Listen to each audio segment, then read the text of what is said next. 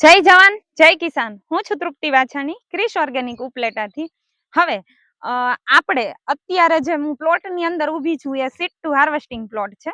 અત્યારે તલ તમે જોવો તો 95 દિવસના તલ છે અને આમ કહીએ તો કન્ડિશન બહુ સારી છે। આ વખતનું વાતાવરણ, વરસાદની ઇફેક્ટ, આ બધું પણ એક સિસ્ટમ સારી હોય ને તો એનો બેનિફિટ 100% મળી શકે। તો આ કાળા તલ છે અને એની અંદર પણ ઉત્પાદન સારું મળશે। હવે રહી આપણી જે બુકિંગની વાત કે આપણે જે સીડ ટુ હાર્વેસ્ટિંગ કોન્સેપ્ટ સમજવા લાયક કોન્સેપ્ટ છે। આ કોન્સેપ્ટને અમારે રન કરવા માટે 8 વર્ષ વયા ગયા કે ખેડૂતોને સારી દિશામાં લઈ જવા હોય તો શું પ્રયાસ કરવા પડે। તો સારી દિશામાં લઈ જવા હોય તો આપણે એમ કહીએ ને કે 0 થી સ્ટાર્ટઅપ કરવું પડે।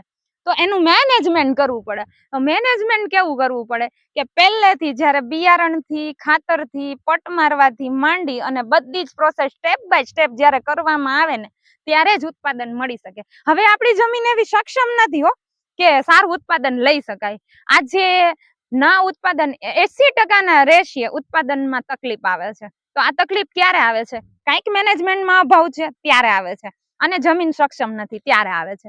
તો આ બધી વસ્તુ કરવા માટે આપણે એક સિસ્ટમને ફોલો કરવી પડે કે આપણે કહીએ ને કે કોઈ પણ સ્ટુડન્ટ છે એ 10માની એક્ઝામ સીધી દઈ દે તો ચાલે? ના ચાલે ને। તો એના માટે આપણે પહેલેથી લઈને એનો પાયો મજબૂત કરવો પડે। તો અમારી સિસ્ટમ આ એ જ રીતની છે ખેતીની અંદર કે સીડ ટુ હાર્વેસ્ટિંગ। બધાને એવું થતું હશે કે સીડ ટુ હાર્વેસ્ટિંગ એટલે શું?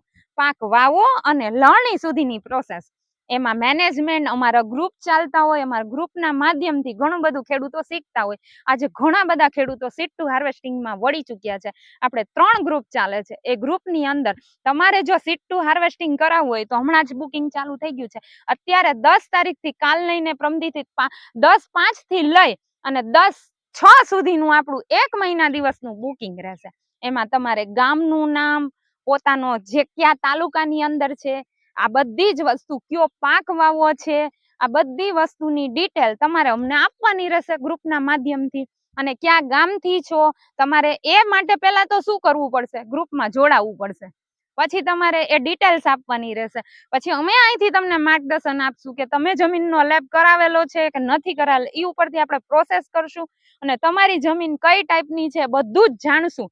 અને પછી એના ઉપરથી સીડ ટુ હાર્વેસ્ટ, અને આપણે સીડ ટુ હાર્વેસ્ટિંગ કરતા ખેડૂતો પહેલા જ વર્ષે હોય તો આપણે એના આખામાં નથી કરાવતા, કારણ કે ખેડૂતોને અનુભવ ના થાય। તો એના માટે આપણે એક સિસ્ટમ નાખેલી છે। માનો કે કોઈ ખેડૂત છે તો 10 વીઘાનો ખેડૂત છે, મગફળી વાવી છે, તો આપણે 5 જ વીઘામાં પ્રોસેસ સીડ ટુ હાર્વેસ્ટિંગ ની કરાવીએ છીએ। એટલે ખેડૂતો એના ખેતરની અંદર જાણી શકે કે આખી સિસ્ટમને ફોલો કરી શકે અને મારે શું કરવું ને એનું અનુમાન લગાવી શકે અને આવતા વર્ષે એને ફોલો કરી શકે।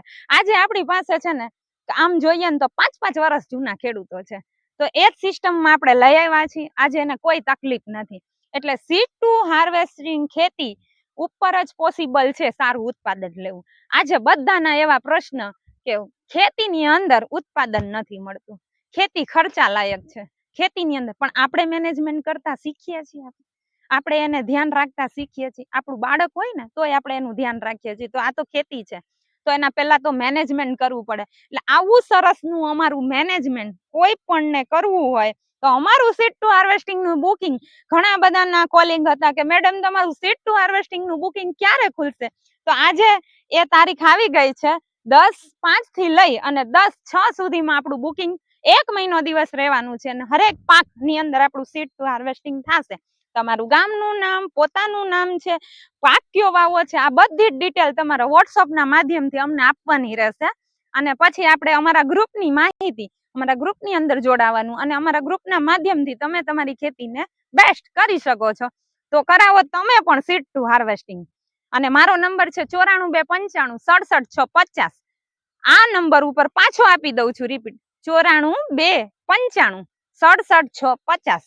અને નીચે હજી એક નંબર હું આપું છું જે નીચે આવી જશે, એ નંબર ઉપર તમારે કોલિંગ કરી અને ગ્રુપમાં જોડાઈ જવાનું છે અને કઈ નહીં તો ઘણું બધું શીખવા મળશે। આવતા વર્ષે પણ મને એટલી ખબર છે ગ્રુપમાં જોડાશો ને તો આ વર્ષે નહીં તો આવતા વર્ષે તમને મન થશે સીડ ટુ હાર્વેસ્ટિંગ કરવાનું। એટલે ખાસ કરીને આ નંબર મેં આપી દીધું છે, બુકિંગ યાદ રહી જાય। ઘણા બધાના પછી મને કોલ કરે કે મેડમ બુકિંગ ચાલુ થઈ ગયું છે, કારણ કે આપણે લિમિટેડ જ ઘેરા લેતા હોય, કેમ કે બેસ્ટ કામ કરવું હોય ને તો એના ઉપર ઘણું બધું મેનેજમેન્ટ કરવું પડતું હોય છે. તો સીડ ટુ હાર્વેસ્ટિંગ નું બુકિંગ ચાલુ છે, તમે પણ તમારું બુકિંગ કરાવો. પાછા ઘણા બધા ખેડૂતો એવું પણ કહેશે કે તમે મેડમ આનું ચાર્જ શું લ્યો છો?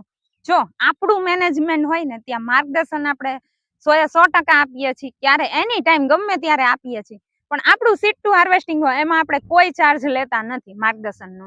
તો તમે પણ, અને ઘણા બધાને એવા સવાલ હોય કે અમે તો બહાર છીએ કે તો ત્યાંથી દવા આવે તો અમને મોંઘી ના પડે? પણ ખેડૂતોને જે દવાનું જે ખાતરનું છે ને એના ઉપર ટ્રાન્સપોર્ટેશન લાગશે, પણ દવાનું 1 પણ રૂપિયાનું ખેડૂતોને ટ્રાન્સપોર્ટેશન લાગશે નહીં, બધું જ આપણા ઉપર રહેશે. એટલે મેનેજમેન્ટ તમને બેસ્ટમાં બેસ્ટ રહેશે. ત્યાં બેઠા, ગમે ત્યાં બેઠા, ગમે એ તાલુકામાં બેઠા તમે મેનેજમેન્ટ કરી શકશો, સારી ખેતીને શીખી શકશો. એટલે ઘણા બધાને એવા સવાલ હોય, અને આપણે એક અત્યાર સુધી ખેડૂતો પાસે ક્યારેય પણ કુરિયર ચાર્જ લેતા નથી, કારણ કે ખેડૂતોના હિતમાં કામ કરીએ છીએ, સારું મેનેજમેન્ટ પીરસીએ છીએ. તો આ બધી વસ્તુ ખાસ કરીને, એટલે કોઈને એવા સવાલ હોય તો અહીંયા આપણે ક્લીન ડિક્લેર કરી દઈએ કે ભાઈ આ સિસ્ટમ છે, તો તમે ત્યાંથી પણ ખેતી સુધારી શકો છો, અને 0% આપણે કહીએ ને કે કુરિયર ચાર્જ. Thank you.